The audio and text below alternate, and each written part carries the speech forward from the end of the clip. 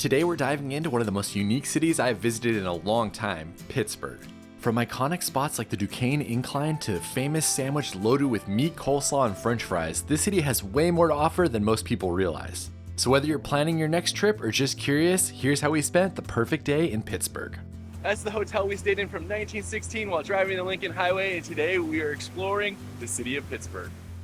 We spent the previous night at the Omni William Penn right in the heart of Pittsburgh, which was a great jumping off point for walking and exploring the downtown area the following morning. We just grabbed a bagel and a cup of coffee from our hotel, and then we headed down towards Market Square to begin our exploration. The square is like a social hub in the city, and it's a great place to get some food, especially later in the day for lunch or dinner. So there's Market Square over there, and if you walk down this alley, you get to PPG Place, which is pretty impressive. Look at all of these crazy glass buildings all around us.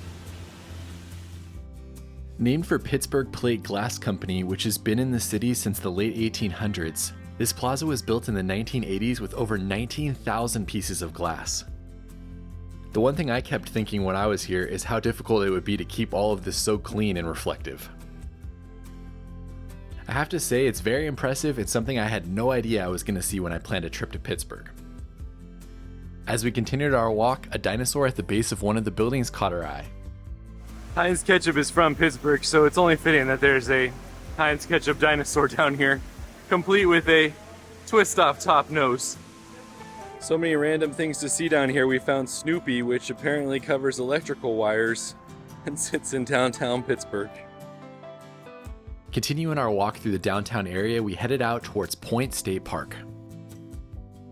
We got lucky with staying down in the city on an off time when it wasn't too expensive. I have no idea how much parking would be to come down here and do this or how the public transit works, but we're walking this first half of the day and then we're going to be driving the second half of the day.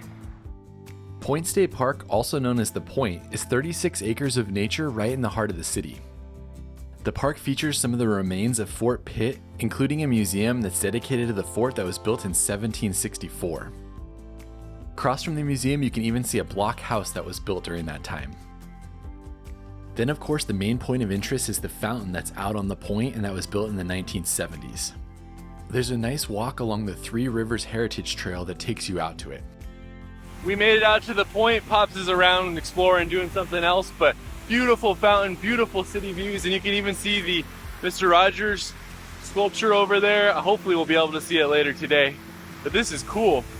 You can also see the incline, which is famous. There's two of them in the city, and they're right over there. We're going to be doing that next. The fountain here is massive, shooting high into the sky with about a 200-foot wide basin. The fountain sits at the confluence of three rivers, the Ohio River, the Allegheny River, and the Monongahela River. These three rivers gave the city a distinct geographic advantage and played a huge role in its creation as a port city. It's awesome to see the way this is highlighted here with the fountain and the beautiful views. I'm really digging Pittsburgh so far. This is an incredibly cool walkway that they have along the water that goes under the bridges. I've seen a ton of people out here just walking their dogs, running, biking. It's like a very active and fun city. We're leaving the downtown area and we're walking over the bridge, which is about 3/4 of a mile to get to the incline. I love bridges, so any opportunity to walk over them is cool with me. This iconic yellow bridge is known as the Fort Pitt Bridge, and it crosses the Monongahela River. It's great that the city's Three Rivers Heritage Trail has a pedestrian part that crosses the bridge, which makes it easy to walk on. It's really noisy since you're right next to the cars, but this is so cool. This bridge was built in 1959. This is actually the third bridge that crossed the river near this location. The first one was actually put in 1877, showing how far back the city goes. That was really fun to walk over that bridge. And now we're just walking downhill to get to the incline. Plus, check out these views of the city from over here. Notice how much that building with all the windows looks like a castle on the skyline. Pops, are you ready to ride the incline? I think this is going to be really cool. It's such a hilly city. That's the only way to get up and down in some places, I guess. If you're driving, there is a parking lot at the bottom of the hill that allows you easy access to this. Make sure you bring some cash and you pay for your fee, and then you board the next funicular. If you want to learn a lot more about this, Pops has a video on his channel that I'll link to in the description. But basically it was built in 1877 to carry people and cargo up and down Mount Washington. The ride itself only lasts a couple of minutes, and when we went it cost $2.50 each way. I love that they still have this historic incline here, and it's so fun to ride up to the top and to get amazing views of the city. We decided to only ride it one way, and after a few minutes we made it to the top and were exiting the car. While there wasn't much to see in the lower station, there's actually a decent amount to see in the upper station, so be sure to give yourself some time to explore. This is so cool. There's a little self-guided museum where you can see it actually running. I love the smell of these old machine shops too. Once you've explored the inside, be sure to head outdoors, as this view is just something you'll never forget. So it's funny, just up here, I was curious. There are 17 bridges that you can see from up here, which is just crazy. 1, 2, 3, 4, 5, 6, 7, 8, 9, and then there's much over there too. That's cool. I read online that there's actually 446 bridges in Pittsburgh, and it has the most bridges of any city in the world. Supposedly it has 3 more than Venice, Italy. After taking the incline, we're walking along the top of the ridge because we wanted to see one more viewpoint before heading back into the city for lunch. Our goal was to get to Grandview Overlook, which is about a half-mile walk away. The view is largely blocked by houses and businesses until you pass Ulysses Street, and it really opens up. This will lead you out to the extended platform called Grandview Overlook, which gives you one of the best views of the city skyline.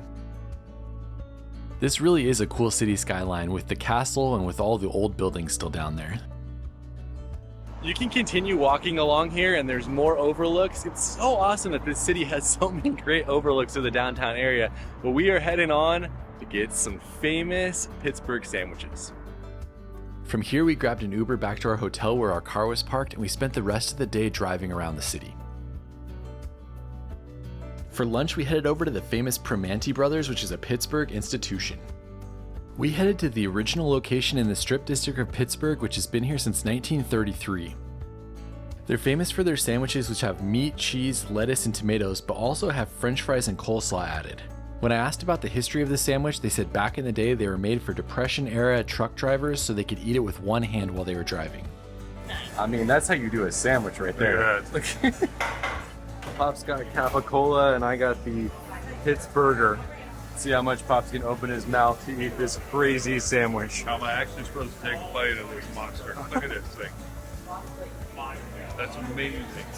The smallest part of it's the meat. Look at it. Wow. I never thought I'd say it, but I love the coleslaw. The coleslaw is fabulous. Meat's good, bread soft, great pepper. This is as Pittsburgh as it comes too, getting a sandwich here, especially from the original spot. All right, my turn. I got the burger. There's so much going on in that sandwich. I don't even know what I'm eating, but I'm definitely in. My review, I could not eat that all the time, but it was a great sandwich and great people. Any thoughts? It was funny too. We were like, hey, we heard about the sandwich with French fries and coleslaw on it. Which one's that? And the lady's like, all of them. Pick your meat, and then they're all like that. And the other thing was hilarious. We on the menu it said the number 2 favorite sandwich, and we said, well, what's the number 1? And she said beer, which was funny. That's a good spot. Definitely check it out in Pittsburgh. Leaving there, we drove 5 minutes to the Heinz History Center, which was voted one of the best history museums in the entire United States. The Heinz History Center is massive and is 270,000 square feet on multiple floors. It was named for Senator John Heinz III, who died in a plane crash in 1991. He was the great-grandson of the creator of Heinz Company. Western Pennsylvania was the birthplace of the famous Jeep, and this is supposedly the world's oldest Jeep. One of the best exhibits to see here is the one on the history of the Heinz Company. It was actually founded in 1869, and one of the best stories from it is about the pickle charms that they gave out during the World's Fair.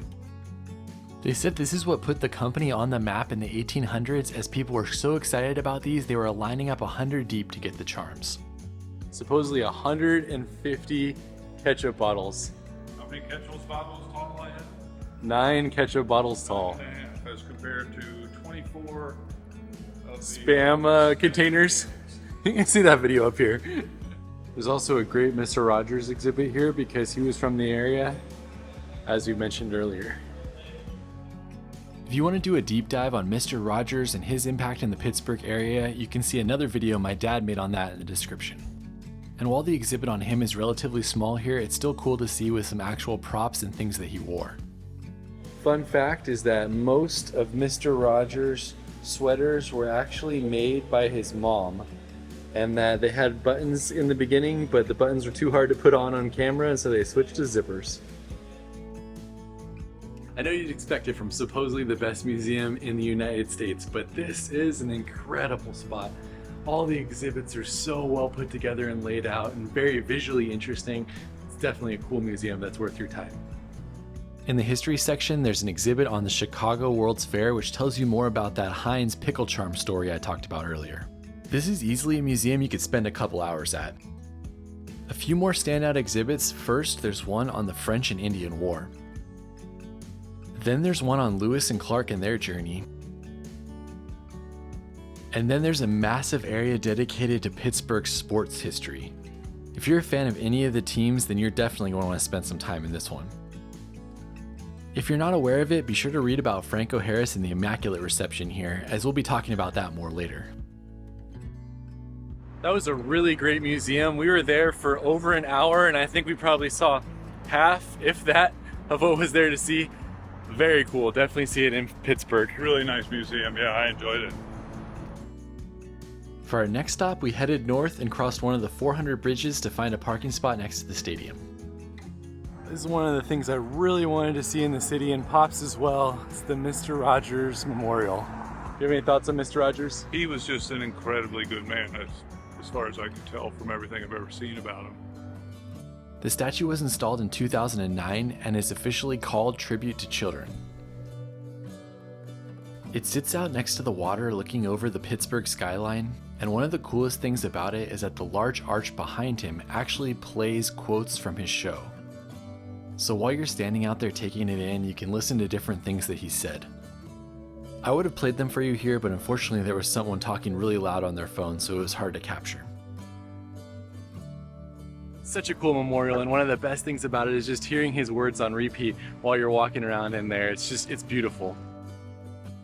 Across the street is the football stadium, and you'll see a sign that talks about how the first professional football game was actually played right here in 1892.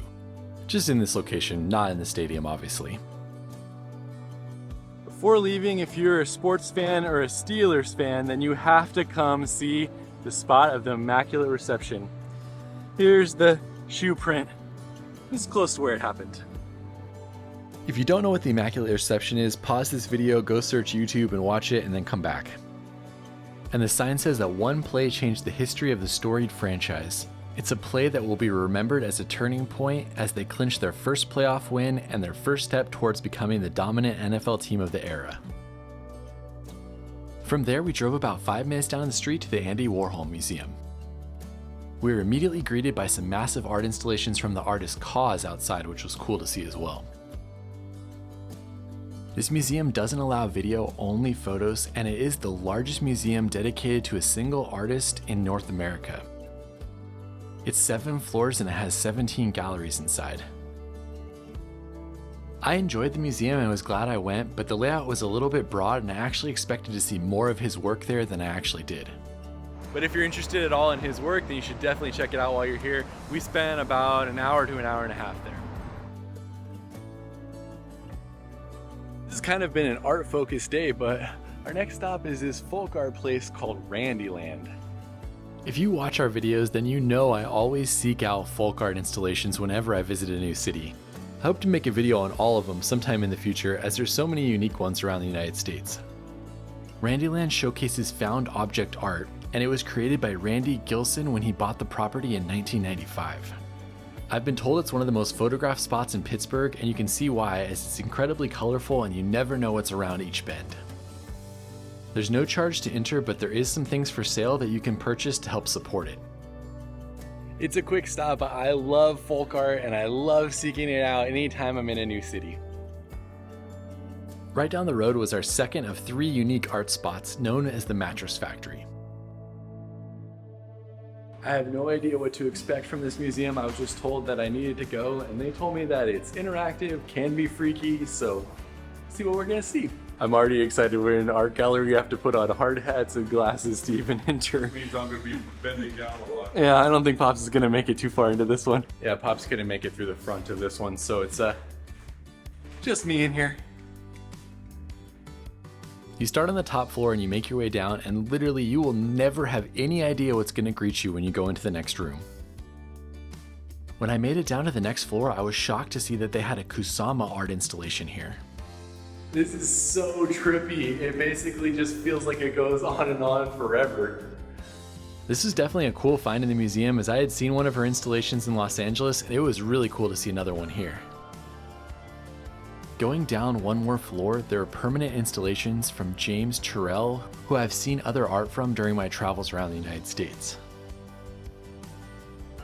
The person working at the front counter said this museum was a pioneer of site-specific installation art, and that it started with the main building in 1982, and then they bought surrounding properties so that they could do different installations. It was fun to wander around the streets and to go into the different buildings that had the installations, but I would say that this museum was probably even too contemporary for me, as I had a hard time understanding what I was looking at. Oh, here comes a train. Choo choo! The train has a video camera on it. Pops, you blend in with the room. Maybe you're supposed to be part of this piece. Well, that was certainly something. I have never experienced anything like that before. I didn't know what I was looking at half of the time, but it was definitely, you never knew what was gonna happen at each room you went into. So if you're into contemporary art, you might enjoy that one. So we are at the last of our installations for today, and that is Bicycle Heaven Bicycle Museum. Here we go. According to their website, Bicycle Heaven is the largest museum in the world dedicated to bicycles. They have over 3,500 bicycles with an additional 25,000 in storage. This is 100% the most bikes I have ever seen in one place in my life. It's free to enter because it's actually a working bike shop, and they can even fix your bike here. There's a second floor to this museum as well. I thought the downstairs area was impressive, but when I went up to the second floor museum, that blew my mind. The amount of bikes that they have in one place is overwhelming, and it's basically as far as the eye can see in either direction. I saw a sign on the second floor that said that they do rent it out sometimes for events, and that would be a pretty cool place to hold an event for sure. Pops, what do you think about this place? This is the most comprehensive museum I think I've ever seen. I mean, thousands and thousands of bicycles, everything you can imagine. It's pretty complete as far as I'm concerned. I can't imagine anywhere on earth that has more bicycles than this place. Like Pop said, that was such a cool museum. Definitely go there. We have one more thing we're gonna do, and that's to get another unique Pittsburgh food. If you're from Pittsburgh, let me know how you feel about this spot, but this is what I believe is called Beto's Pizza. And they do something a little different with their pizza here. Alright, so this is a crazy spot where they cook the bread and the sauce, and then they do not cook the cheese or the toppings. And it is something that people told us to try here, so. Also though, Pop's got anchovies. Please tell me in the comments if anyone else ever gets anchovies. The only problem with anchovies is you have to get it on a separate piece by yourself, because everybody always whines if you have anchovies. Exactly. Alright, the cold pizza with cold. Is it anchovies cold? Anchovies are cold and the cheese is cold. Yum. Here we go. It's very good. It's different. It's different than you typically have with melted cheese. But it is still very good. Good sauce. Yeah. Alright, Pops is in with the cold pizza. Alright, here we go. My turn. That is not bad. I don't know about cold onions on top of the pizza. That might have been a bad call, but good sauce, good crunch from the crust. That's pretty good. All right, the more I think about it, the more it kind of felt like a deep dish pizza to me, with that deep dish thick crust, and then the sauce had like big old tomatoes in it, like a deep dish pizza had. But both of us really thought it was a pretty good slice of pizza. I'm not complaining. Was really strong. Yeah, it's almost hard to call it pizza because it's so different, but it's pretty good. That's it for this video. If you're from Pittsburgh, let us know how we did in the city. Let us know what we left off. If not, come check out Pittsburgh. Let us know what you think. We'll see you on the next one.